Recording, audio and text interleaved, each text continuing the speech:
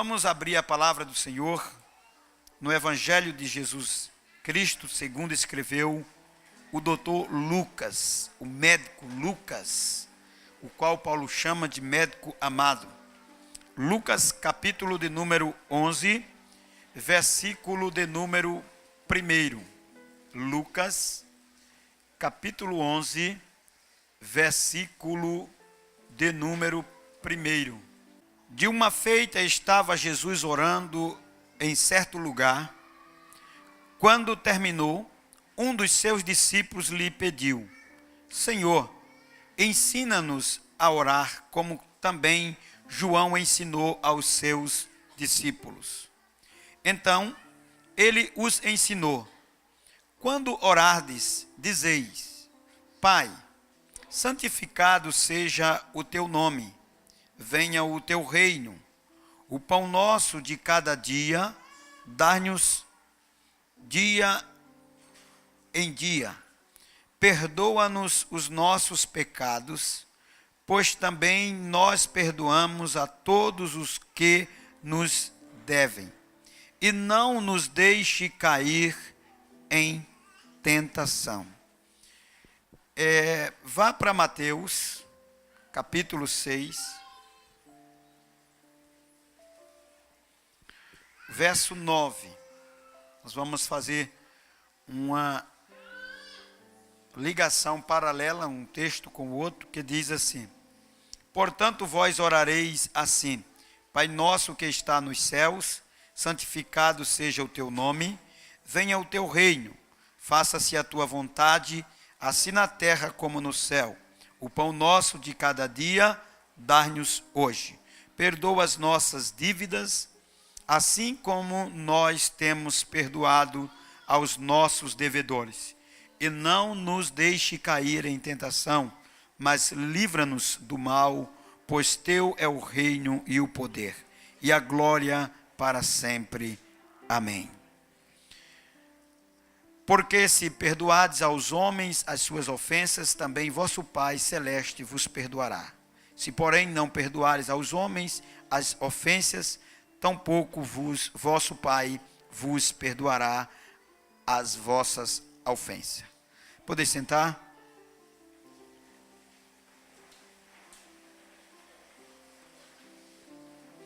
Nós lemos as duas narrativas das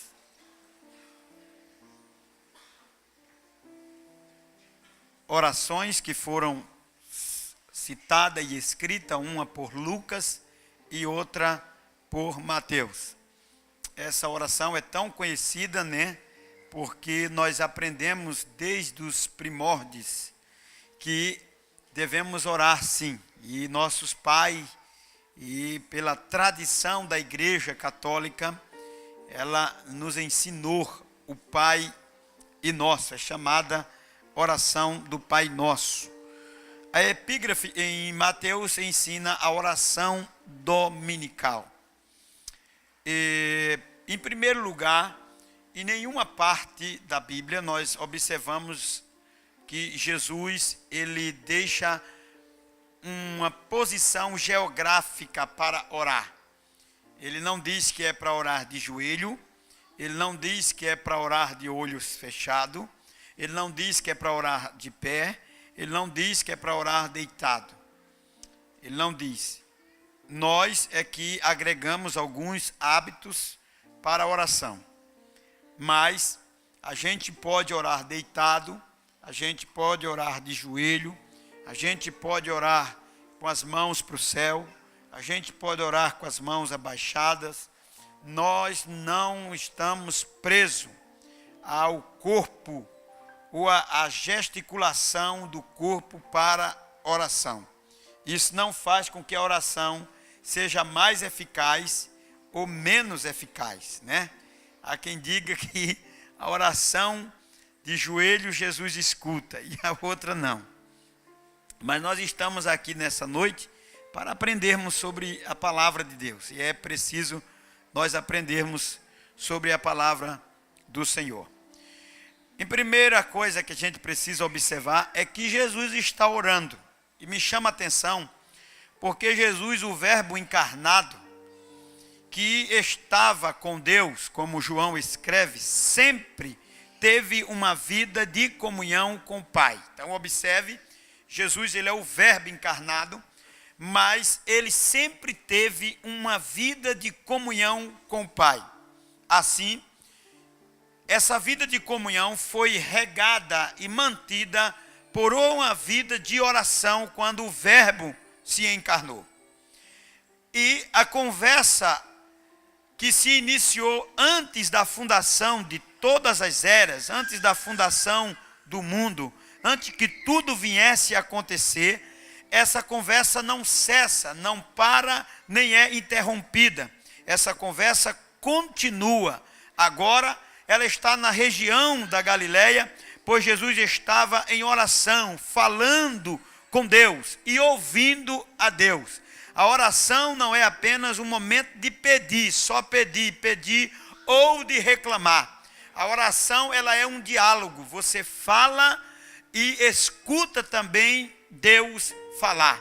Nós, às vezes, erramos porque só entramos em orações para pedir ou então para reclamar, para murmurar, para chorar, para falar das nossas lutas. Mas a oração, ela é um momento de troca, de diálogo, e você falando e ouvindo a Deus. Se você realmente ama alguém, e esse alguém que você ama, você separa um tempo para essa pessoa, pois tempo é uma questão de prioridade. Então Jesus tirava e separava sempre tempo para orar e conversar com o Pai, porque ele tinha esse relacionamento íntimo, de relacionamento profundo com o seu Pai. Jesus também não manda ninguém orar. Ele ensina que você deve orar, ele ensina que você deve persistir na oração, mas ele não ensina a orar. Mas o texto diz em Lucas que Jesus, acabando de orar, aproximou-se um discípulo e disse: mestre, ensina-nos a orar como João ensinou a seus discípulos.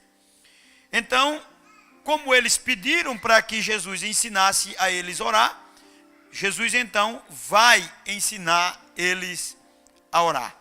E aí eu vou usando textos paralelos, tanto Lucas quanto Mateus, para a gente se familiarizar com a oração do Pai Nosso. A primeira parte da oração, ele começa dizendo: Pai Nosso. Os discípulos ficaram assustados quando ouviram Jesus chamar Deus de Pai. Por quê? Porque desde o Antigo Testamento, nenhum judeu ousaria chamar Deus de Pai. Seria uma afronta, seria uma aberração um judeu chamar Deus de Pai. Observe que eles interpretavam um texto no Antigo Testamento, quando diz: não usarás o nome do Senhor teu Deus em vão. Logo, eles não chamavam Deus, eles chamavam do Eterno. Por quê? Porque eles não queriam chamar o nome Deus. Se bem que Deus estava dizendo ali, não era que era a pronúncia do nome Deus, mas era usar o nome dele em vão.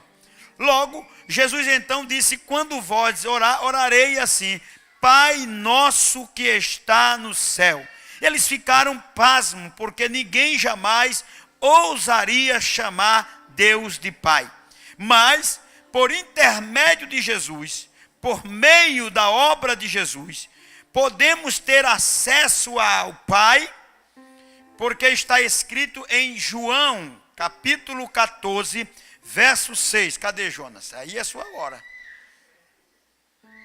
João, capítulo 14, verso 6. Jesus disse assim: eu sou o caminho, a verdade e a vida. Ninguém vem ao Pai senão por mim.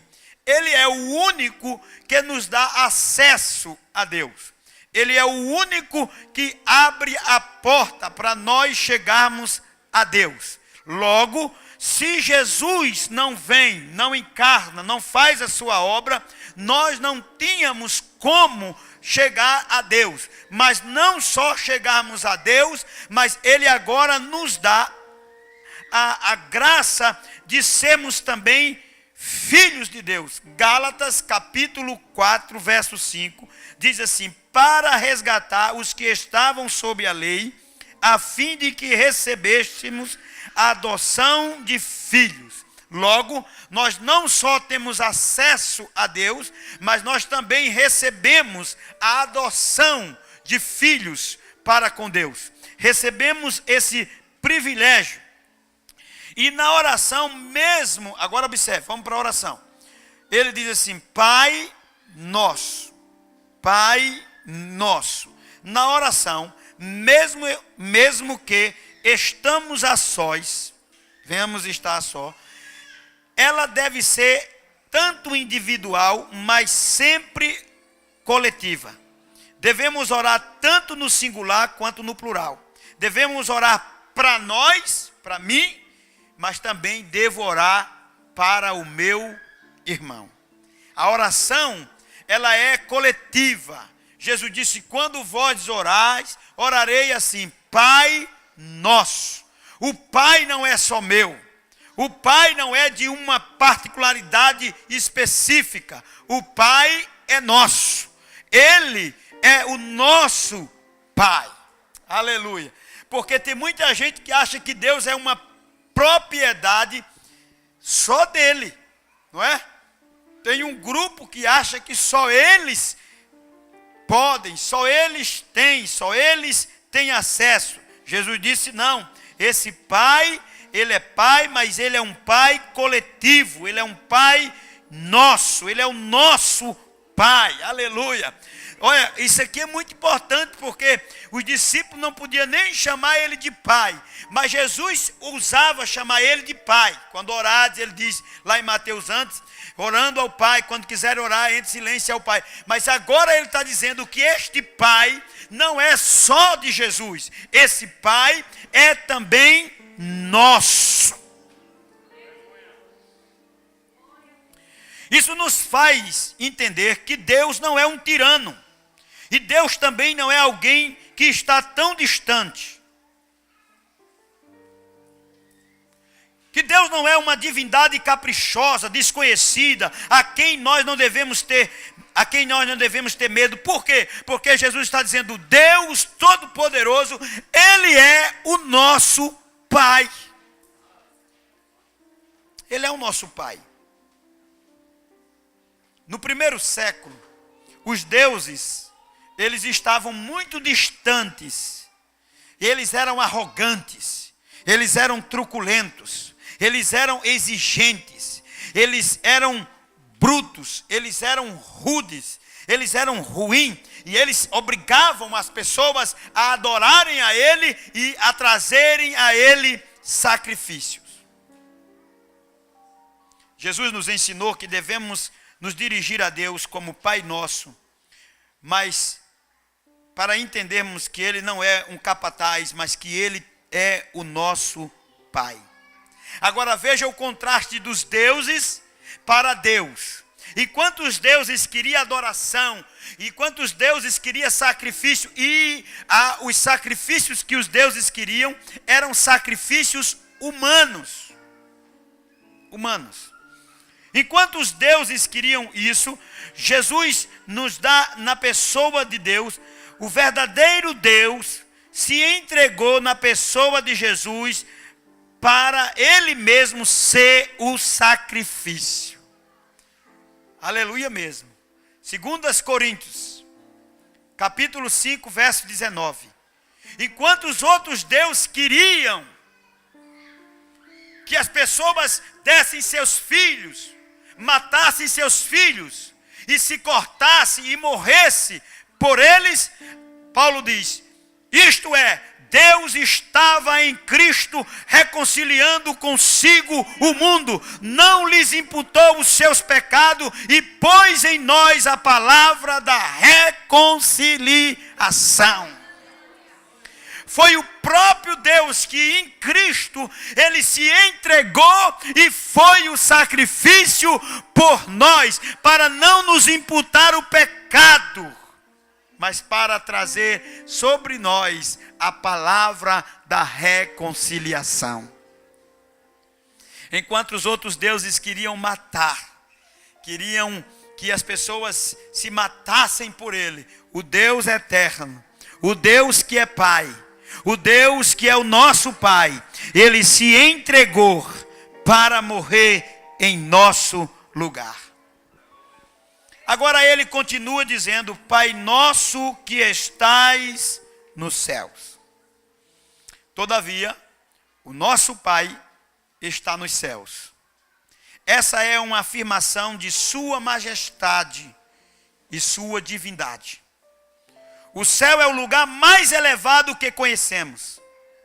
Ele está tão acima de nós que é inacessível. Ele é transcendente, mas ele também é emanente. A palavra transcendente é uma coisa que está longe, distante, transcende. Mas uma coisa emanente é uma coisa que está presente.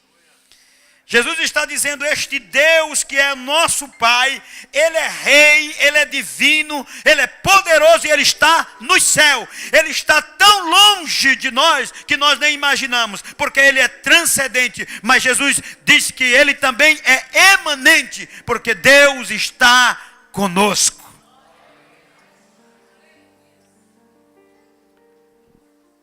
Esse Deus está no céu. Jesus está mostrando que não há nenhuma possibilidade de fazermos uma escada até o céu. E todas as vezes que o homem tentou isso, teve problemas. A Bíblia diz no livro de Gênesis que tentaram fazer uma torre para chegar aos céus. E Deus então confunde as suas palavras, e eles estão agora, confundiu as suas línguas para que não pudessem fazer isso. E o que aconteceu? Problemas. Por isso a palavra Babel, confusão, problema. Agora veja que é tão interessante. Esse Deus que está nos céus e nós não temos como fazer uma escada para chegar a ele. Ele está tão longe, distante de nós. O mesmo Deus que abordamos como Pai nosso, ele está elevado, exaltado acima do mais distante alcance da nossa imaginação. Você não tem ideia que distância há entre os céus e a terra. Jesus está exatamente mostrando aos seus discípulos que existe um abismo, uma distância que mesmo sem a nossa limitação da imaginação, podemos entender, tão elevado e exaltado acima e distante da nossa imaginação. Mas ele está dizendo uma coisa: ele pode estar distante, mas você não pode esquecer que ele é o nosso Pai. Ele é o nosso Pai. Mas esse que está tão elevado, acima de toda a nossa imaginação, ele é rei, ele é o nosso Pai, e nós fazemos parte desta família, da qual somos filhos. Romanos 8, 14 e 15. Eu quero que você entenda isso. Que mesmo você estando longe, nesse contexto que Jesus está querendo mostrar, ele diz assim: porque todos os que são guiados pelo Espírito de Deus, esses são filhos de Deus. E a paternidade é algo que você, mesmo distante, não pode romper, não é? Seu filho pode estar nos Estados Unidos da América, ele pode estar no Japão, mas a distância não faz com que ele deixe de ser seu filho. É isso que Jesus está dizendo. O Deus que está nos céus, que é elevado, que é exaltado, Ele é o nosso Pai. E que a distância entre você e Ele não tira de você o direito da paternidade. Depois ele diz, porque não recebeste espírito de escravidão, para que outra vez estandes em temor, mas recebeste o espírito de adoção de filho, pelo qual clamamos, Abba, Pai. Aleluia, aleluia.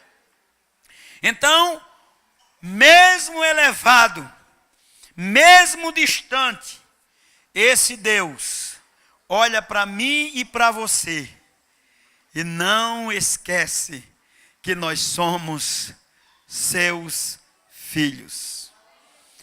Deus não é pai de todo mundo. Deus é criador de todos os homens, mas pai somente daqueles pelo qual todos os que são guiados pelo Espírito de Deus, esses são filhos de Deus.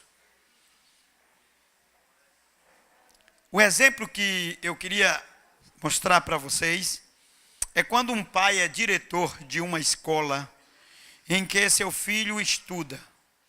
O pai é diretor da mesma escola em que seu filho estuda. Digamos que este menino vai para a diretoria. E ele sabe que o seu pai é justo, reto e correto. Então ele vai com temor e tremor. Mas tenha segurança que ele também é seu pai. Então nós devemos orar, nós devemos nos aproximar de Deus com temor, com reverência, com reconhecimento da majestade, da sua grandeza, da sua emanência e transcendência, mas nós não podemos esquecer de que Deus é o nosso Pai.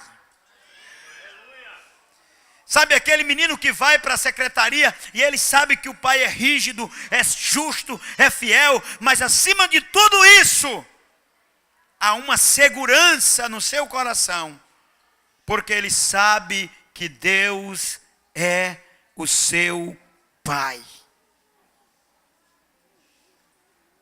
Agora, outra coisa interessante. O Pai está nos céus, como Jesus está falando, e nós estamos na terra. Mas existe uma coisa interessante. Todo pai tem por natureza o desejo, a vontade e o sonho de estar aonde seu filho está. Ou, no mínimo, que o seu filho esteja aonde ele está. Olha o que diz o Salmo 42 e o verso 1. Ele diz assim: assim como um servo brama pelas correntes das águas, assim suspira a minha alma por ti, ó Deus. Sabe aquele filho que quer estar aonde o pai está? Eu não sei se você quer ficar aqui na terra. Eu não sei se você quer morar aqui na terra. E olha que na terra ninguém vai ficar. Porque a Bíblia diz que só tem 2 lugares: o céu ou o inferno. A terra é apenas um momento. Os filhos de Deus, eles subirão para onde está o seu Pai. Seu Pai. Porque é evidente que o Pai quer que os seus filhos estejam aonde Ele está. Foi isso que Jesus disse em João. E é isso que eu quero que você entenda. Que você não pegue nem se apegue às coisas da terra. Nesta terra somos peregrinos, mas que nós vamos para onde o nosso Pai está.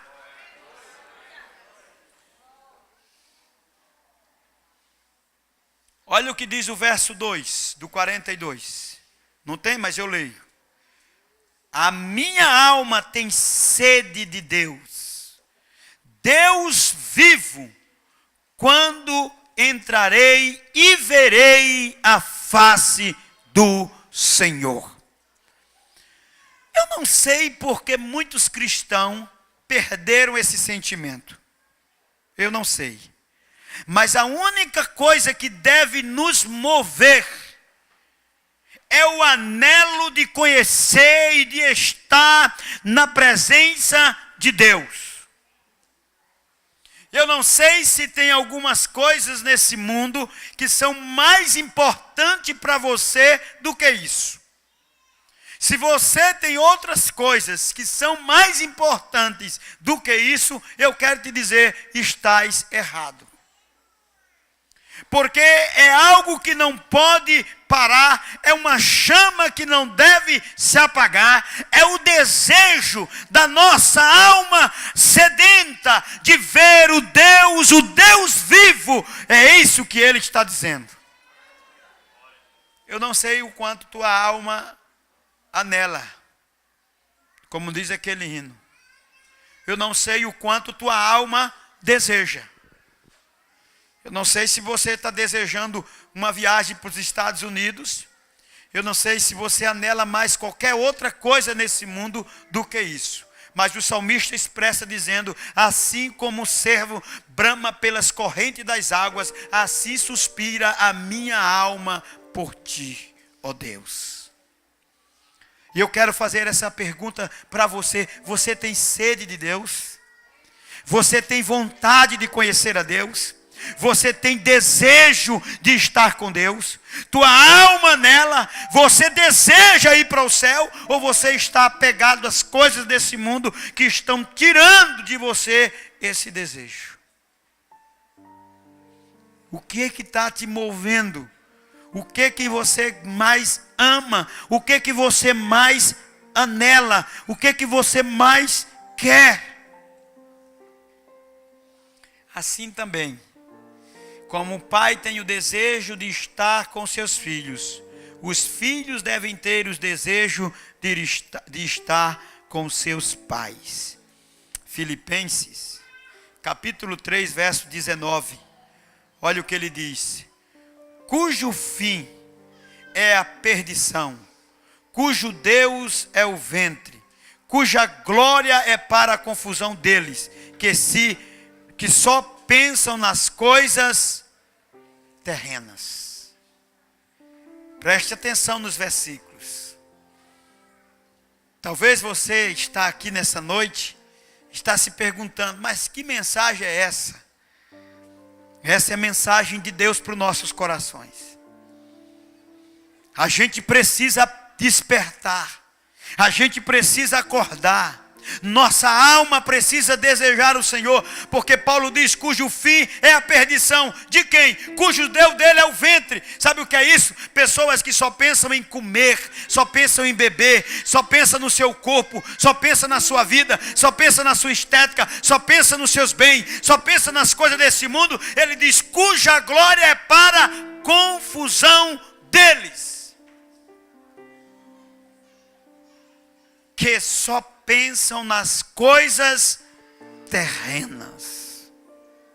Você pensa no céu? Você deseja o céu? Às vezes eu vejo o hino aqui cantando céu,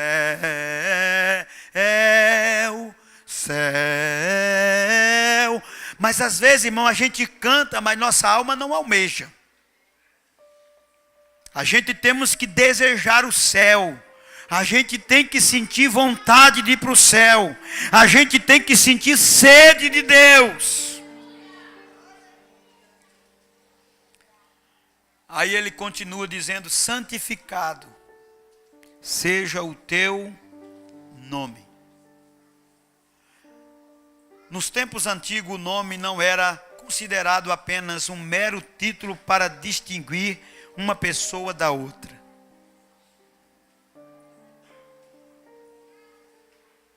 geralmente o nome de uma pessoa só era dado após o seu nascimento.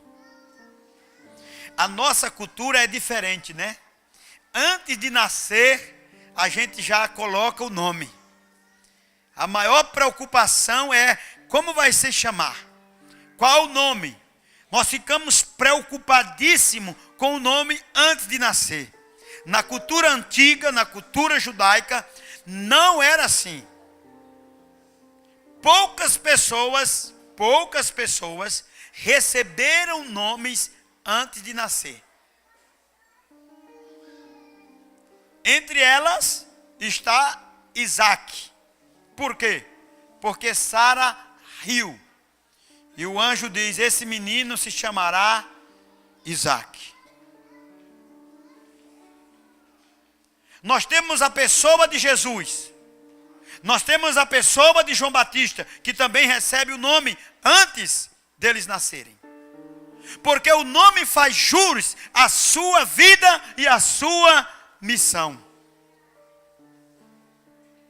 Então, Jesus disse: santificado seja o seu nome. Agora, o nome expressa a própria natureza de Deus, a própria pessoa de Deus. Essa pessoa, ela é santa. Era uma expressão da natureza, da pessoa de Deus. Assim que Deus seja considerado, elevado, santificado, exaltado, glorificado o seu nome. Quando Deus recebe alguns nomes, que o seu nome é chamado em vários sentidos, ou em algumas ações realizadas por Deus. E aí eu queria que você visse alguns nomes de Deus, que está em Êxodo 17:15, de Êxodo 15:26. Primeiro, esse é o nome de Deus. E Moisés edificou um altar, o qual chamou: o Senhor é a minha bandeira. Esse nome é Jeová Nissi. Veja, Deus não é chamado Jeová Nissi depois que Deus guiou o povo de Israel. Porque era assim que o povo naquela época ia para a guerra. As pessoas iam para as guerras e na frente do batalhão ia uma pessoa, um comandante, que levava a bandeira e o povo era guiado por aquela bandeira. Se o que guiasse a bandeira não levasse as pessoas pelo lugar certo, poderia ser tragédia na certa. Aí Israel empleita a batalha. E Deus disse a Moisés: você não leva ninguém para levar a bandeira. Deixe que eu vou guiar vocês na batalha. E o povo foi guiado por Deus. E o povo saiu vitorioso. E Moisés disse: o seu nome é Jeová Nissi. O Senhor é a nossa bandeira. Aleluia. É esse Deus que nos guia na batalha. É esse Deus que nos guia na luta. É esse Deus que deve dizer por onde devemos trilhar, por onde devemos caminhar, porque Ele é Jeová Nissi. Segundo nome de Deus. Talvez você tenha esse nome com outro nome, mas eu vou dizer você. E disse: se ouvides atentamente a voz do Senhor teu Deus, e fizerdes o que é reto diante dos seus olhos, e inclinares os teus ouvidos aos seus mandamentos, e guardares todos os seus estatutos, nenhuma das enfermidades porém sobre ti, que pus sobre o Egito. Por quê? O Senhor é o Jeová Ropeca. Em outra versão, é Jeová Rafá. Ele é o Deus que cura. Aleluia, aleluia. Ele é o Deus que cura. Ele é o Jeová Rafá. Ele é a cura de todas as enfermidades. Ele é a cura de todas as doenças. Se você honrar, se você santificar a este nome, Ele se manifestará na sua vida como Jeová Rafá. Terceiro nome de Deus, Juízes 6, 24. Então Gideão edificou ali um altar ao Senhor e chamou-lhe: o Senhor é paz. E ainda até o dia de hoje está em Ofra dos Abizeritas. Sabe o que significa esse nome de Deus? Jeová Shalom. Aleluia. Ele é a nossa paz. Esse é o nome pelo qual nós devemos santificá-lo, exaltá-lo, adorá-lo. Mas ele ainda tem outro nome, ele tem muitos nomes, vou citar só alguns para vocês. Salmo 23, verso 1. O Senhor é o meu pastor, nada me faltará. Sabe quem é esse aí? É o Jeová Ra. Ele é o nosso pastor.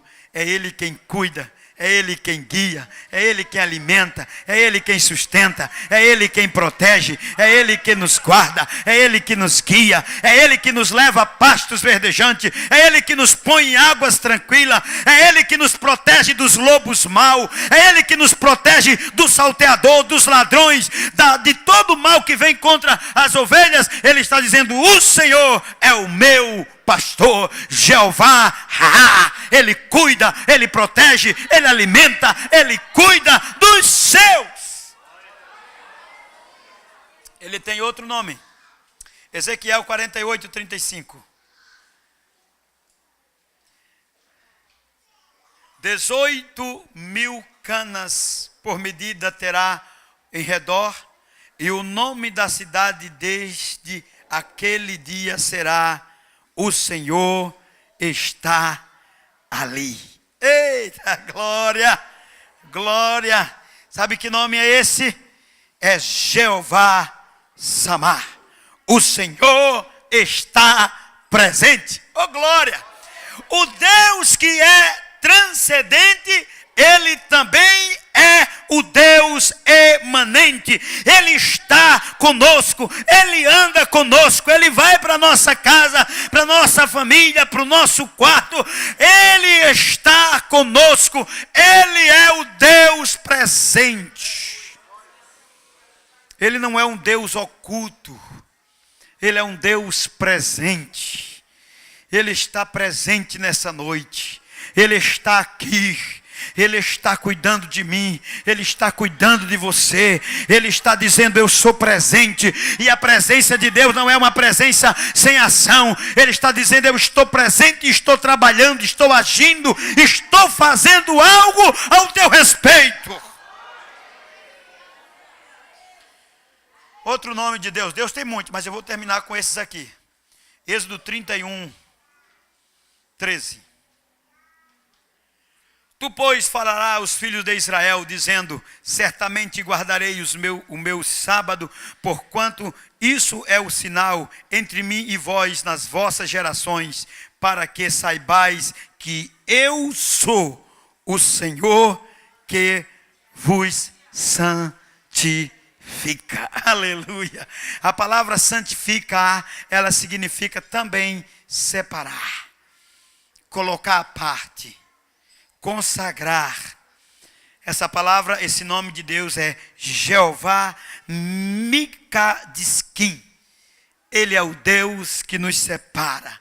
Ele é o Deus que nos tira das trevas e nos coloca na luz. Ele é o Deus que nos tira do choro de lama, de toda coisa que não presta, e nos coloca numa rocha segura. Esse é o Deus que nos tira do lixo e do mutuo.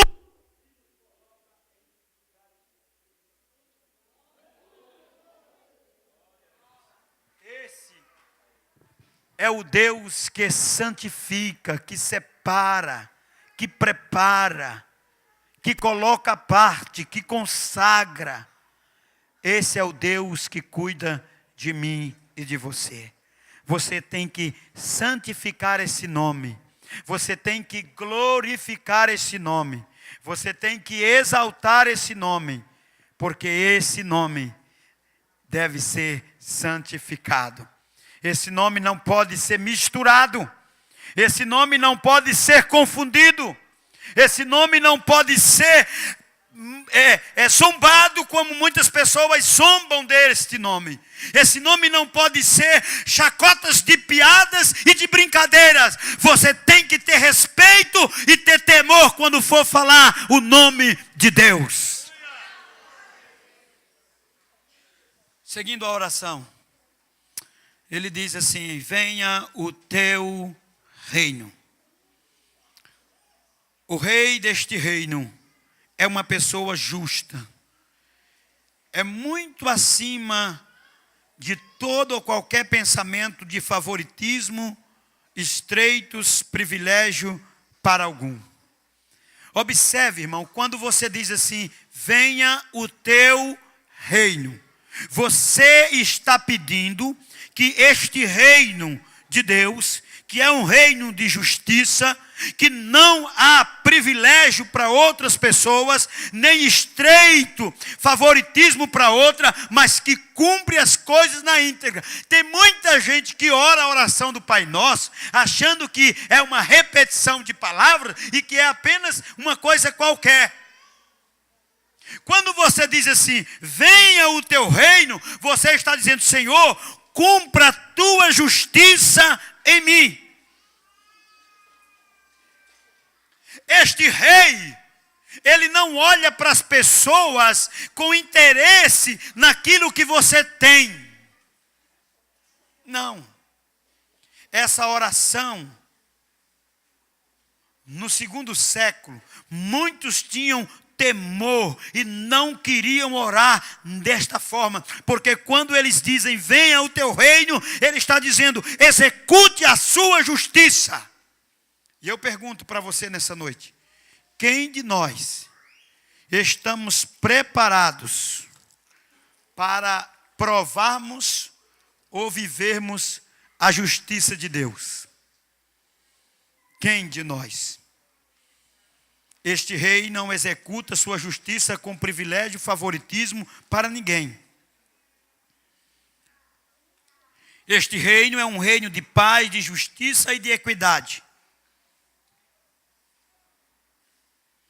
E quem pede este reino, está pedindo a justiça de Deus.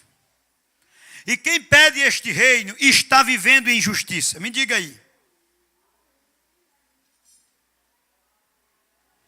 Este reino não é um reino de desigualdade.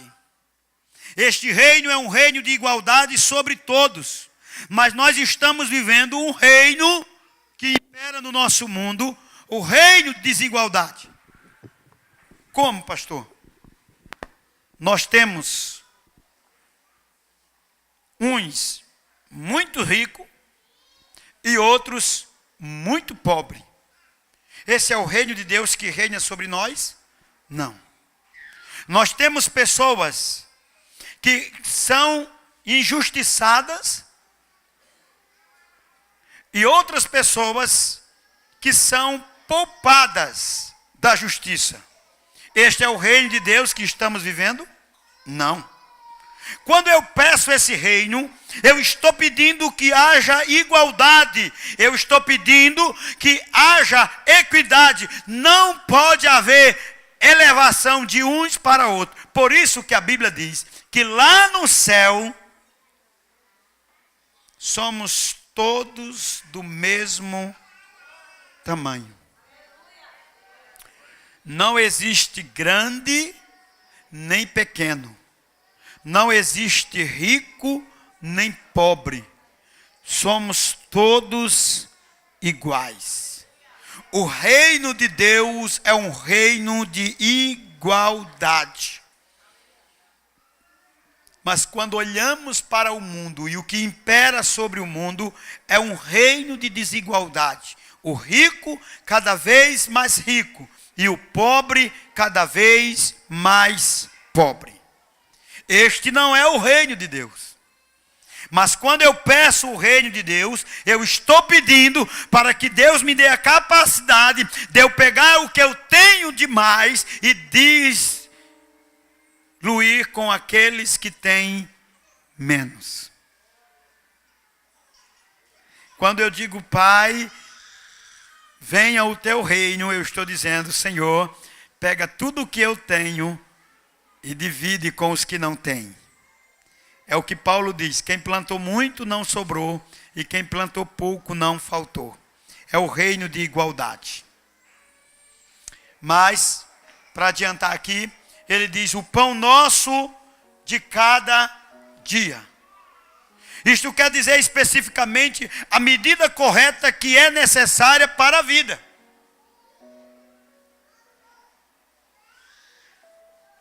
Ou seja, Senhor, me deu bastante para eu viver.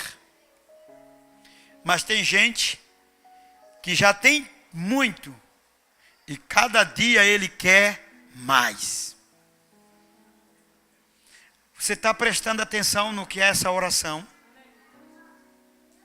Essa oração confronte você que tem, além do que você pode, que você necessita e que você não divide com quem precisa. Logo, ele está dizendo, venha o teu reino, que faça com que nós tenhamos tudo por igual. Irmãos, isso é muito sério. Às vezes nós pensamos somente na nossa barriga. Pensamos apenas em nós. E tem gente que tem condição suficiente para viver e para ajudar as outras pessoas. Mas ele está tão apegado às coisas desse mundo. O que Paulo diz lá em Filipenses. O Deus dele é o seu ventre. Está tão preocupado em ter, em querer, em possuir, que ela esquece das outras pessoas e não ajuda ninguém. Você precisa dividir aquilo que Deus te deu com o teu irmão que não tem. Este é o pão nosso de cada dia. Quantas vezes nós estamos preocupados com o pão do amanhã? Deus tirou Israel do Egito e deu a eles maná, e todo dia Deus colocava o maná, e Deus dizia a ele, se vocês guardarem o maná, não vai prestar. E algumas vezes alguém guardava o maná e o maná apodrecia. O que era que Deus estava fazendo?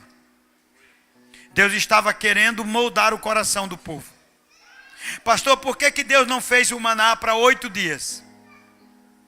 Porque 8 dias fala da ansiedade, da preocupação e insegurança.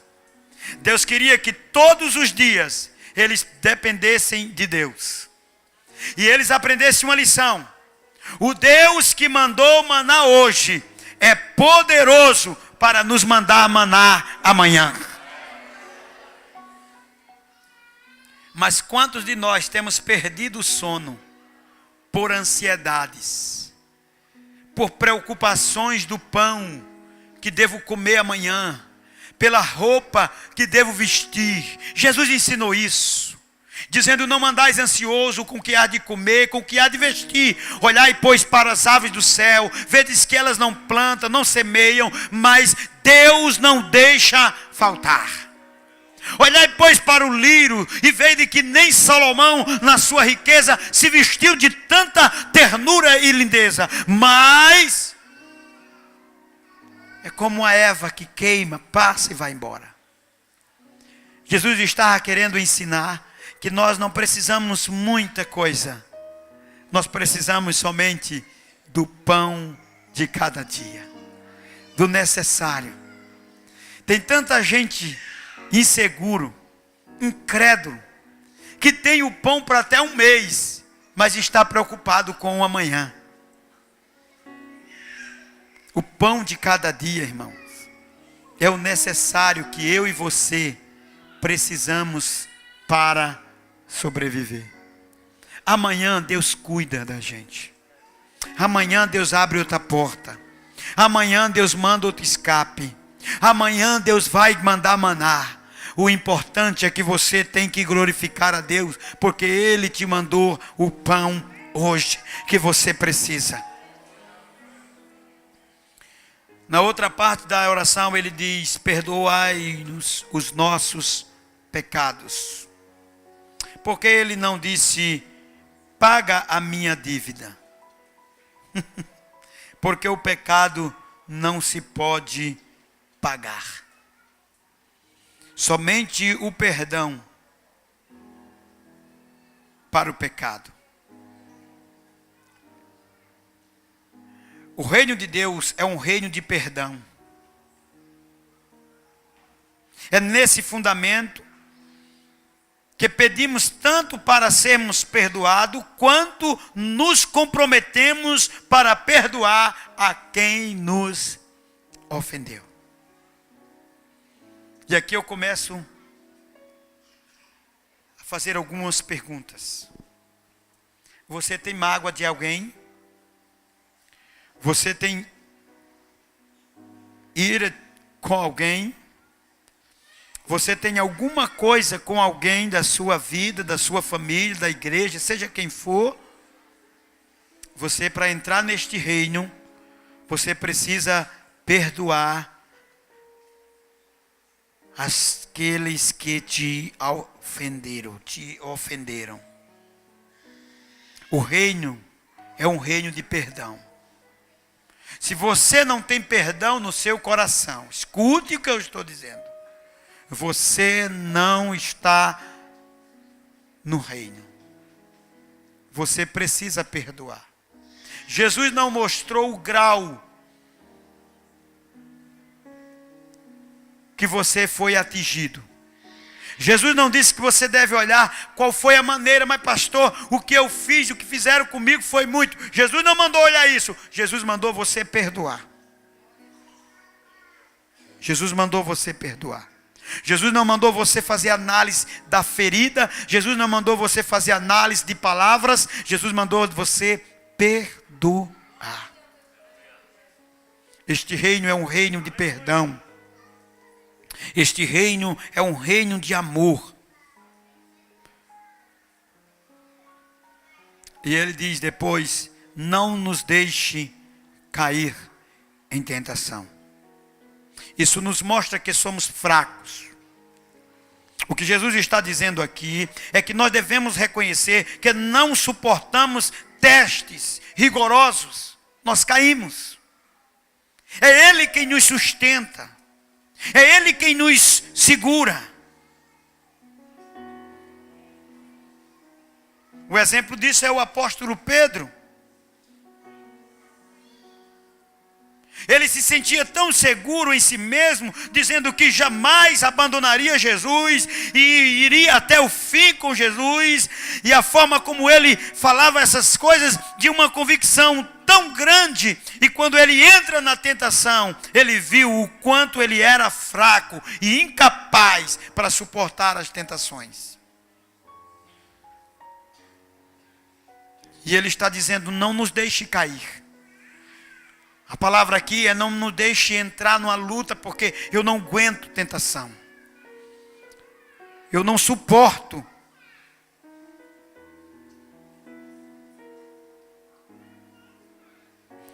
A imagem que nós temos aqui é de um pai, de uma criança pedindo ao pai que não está preparada para tentar andar sozinha. A imagem aqui é de uma criança dizendo ao pai que precisa que ele segure na mão dela para que ela possa caminhar. Esta é a oração que Jesus ensina aos seus discípulos. Que nós possamos meditar naquilo que Jesus nos ensina diante de tantas coisas que nós poderíamos ver ainda nessa noite. Mas que você medite em tudo isso que o Senhor falou aos nossos corações. E não importa qual a luta que você está vivendo, Deus está nos garantindo pela pessoa de Cristo que Ele é o nosso Pai. E que esse Pai, Ele cuida. Ele cuida. Ele não abandona. Ele cuida.